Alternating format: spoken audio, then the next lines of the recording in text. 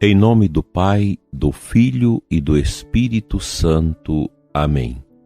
Ave Maria, Virgem poderosa, Imaculada Conceição, Rainha das Vitórias, que as vossas lágrimas de sangue destruam as forças infernais que se levantarem contra o ouvinte do programa Oração da Manhã. Amém. Dileto e amado ouvinte, bom dia, salve Maria Imaculada. Hoje, sábado, um dia importante, pois trazemos a memória da Virgem Maria. E o sábado é um dia que a gente já prepara o coração para vivenciar a Páscoa semanal celebrada no domingo. Deus abençoe você e sua família, aqui da nossa Diocese de Formosa, e você também de outras localidades que rezam conosco, para que todos tenham amanhã um domingo muito abençoado, que nós possamos escutar a palavra, nos alimentar do mesmo pão eucarístico e assim fortalecidos na graça batismal, melhor servir e amar nosso Senhor na nossa paróquia, na nossa comunidade. A força do silêncio, do livro do Cardeal Sara, nos diz o seguinte, na página 44, número 25. Os sentimentos que emergem de um coração silencioso exprime-se na harmonia e no silêncio. As grandes coisas da existência humana são vividas no silêncio, sob o olhar de Deus. O silêncio é a maior liberdade do ser humano. Nenhuma ditadura, nenhuma guerra, nenhuma barbárie pode lhe subtrair esse tesouro divino. Escutando o Senhor, entendemos que, se o silêncio pode ser a ausência de palavras, ele é, acima de tudo, a atividade daquele que escuta. Escutar é acolher o outro no coração. Salomão, no primeiro livro de Reis, não diz: dá-me, Senhor, um coração que escuta. Ele não pede nem riqueza, nem a morte de seus inimigos, nem o poder, mas um coração silencioso para ouvir. O rei Salomão pede a Deus para ser um homem silencioso, ou seja, um verdadeiro filho de Deus. Não quer riqueza nem glória, nem a vitória sobre o inimigo, mas um coração que escuta. Em um movimento inverso, o mundo moderno transforma aquele que ouve em um ser inferior. Com uma funesta arrogância, a modernidade exalta o homem embriagado de imagens e de slogans ruidosos, matando o homem interior. A regra do Carmelo prescreve que se evite com grande cuidado que se fale muito, porque a abundância de palavras não é sem pecado. O apóstolo São Tiago, de fato, mostra quão importante é a mortificação da língua. Se alguém não cair por palavras, esse é um homem perfeito, capaz de refrear todo o seu corpo. Quando pomos freio na boca dos cavalos para que nos obedeçam, governamos também todo o seu corpo. Vede também os navios, diz ele. Por grande que sejam, e embora agitados por ventos impetuosos, são governados com um pequeno leme à vontade do piloto. Assim também a língua é um pequeno membro, mas pode gloriar-se de grandes coisas. Considerai como uma pequena chama pode incendiar uma grande floresta. Também a língua é um fogo, um mundo de iniquidade. A língua está entre os nossos membros e contamina todo o corpo, e sendo inflamada pelo inferno, incendeia o curso da nossa vida. Todas as espécies de feras selvagens, de aves, de répteis e de peixes do mar se domam e têm sido domadas pela espécie humana. A língua, porém, nenhum homem a pode domar. É o mal irrequieto, cheio de veneno mortífero. Com ela bendizemos o Senhor nosso Pai, e com ela amaldiçoamos os homens feitos à imagem e semelhança de Deus. De uma mesma boca procede a bênção e a maldição. Não convém, meus irmãos, que seja assim. Tiago 3, 2 a 10. É uma passagem clássica que nós conhecemos muito. São Tiago compara a língua ao leme de um barco. É um pequeno pedaço de madeira que dirige toda a embarcação.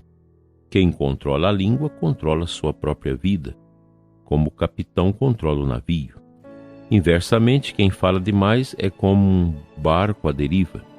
Na verdade, a tagarelice, que é uma tendência insana de exteriorizar todos os tesouros da alma ao expô-los oportuna e inoportunamente, é maximamente prejudicial à vida espiritual.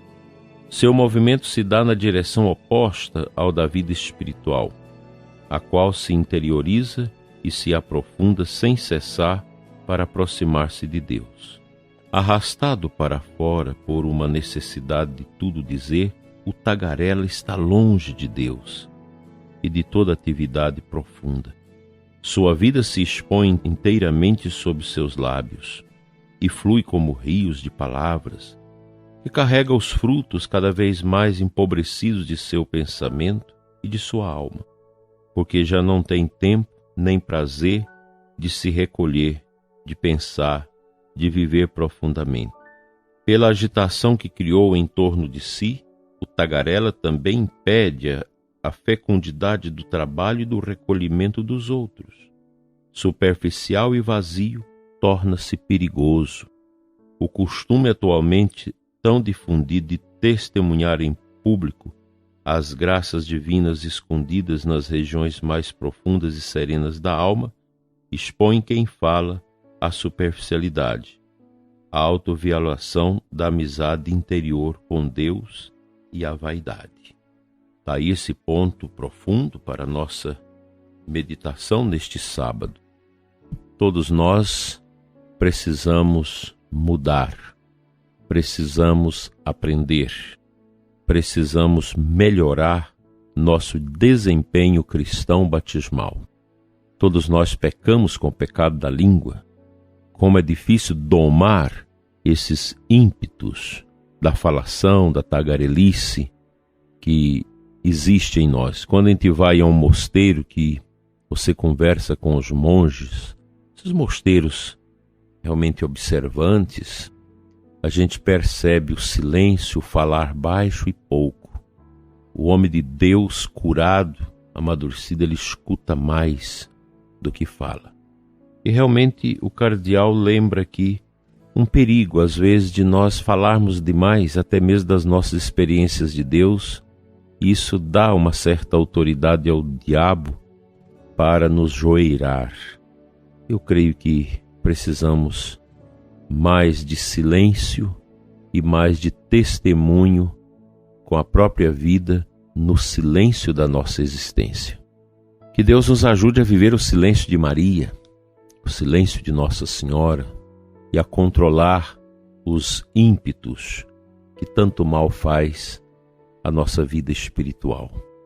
Deus te ajude, prezado ouvinte, ajude a mim, a todos nós, a nos curar. Todos nós somos muito doentes no mundo do barulho e no mundo da tagarelice. Como a gente fala, como nós falamos tanto. É preciso silenciar para escutar melhor o que Deus quer nos falar, como muito bem fez o rei Salomão.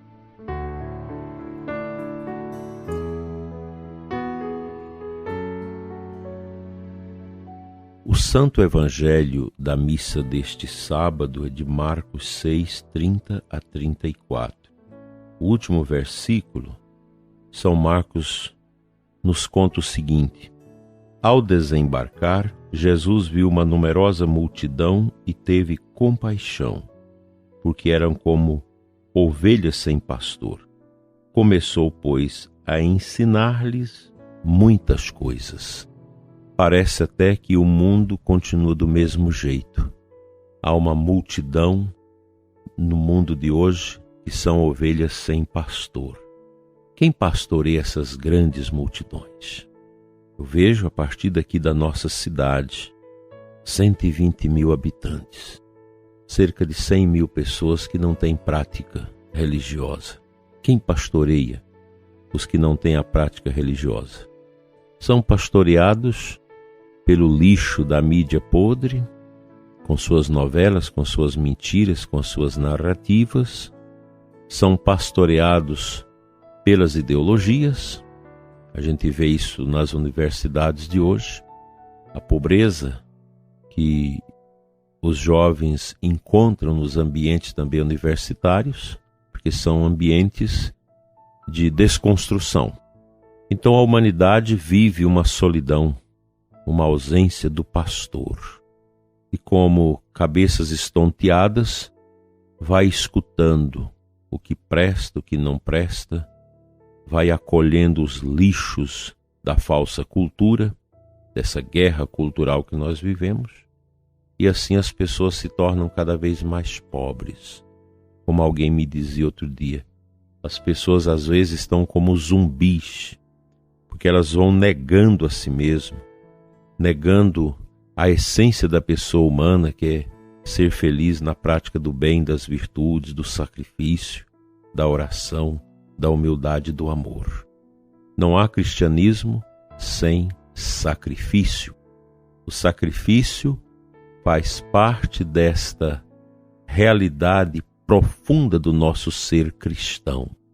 O sacrifício, a entrega, essa capacidade que nós devemos ter de imitar Cristo, que com paciência carregou a sua cruz. E o mundo é assim, esse mundo torpe, estranho, é um mundo pagão, comunista, que vai entrando, que vai solapando as belezas da fé e da pessoa humana. E nós, cristãos, no silêncio da escuta, vamos tentando sobreviver em meio às intempéries.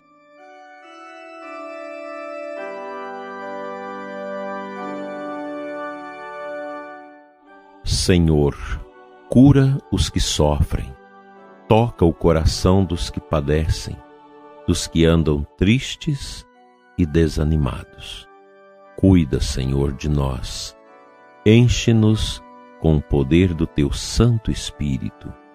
Dai-nos, Senhor, a vitória sobre as realidades de derrotas que têm nos alcançado. E nos ajuda, Senhor, a fazer a Tua vontade, agora e na hora da nossa morte. Amém.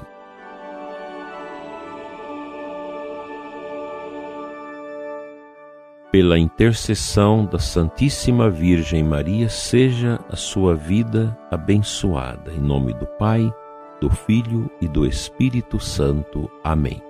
Até amanhã, se Deus assim nos permitir.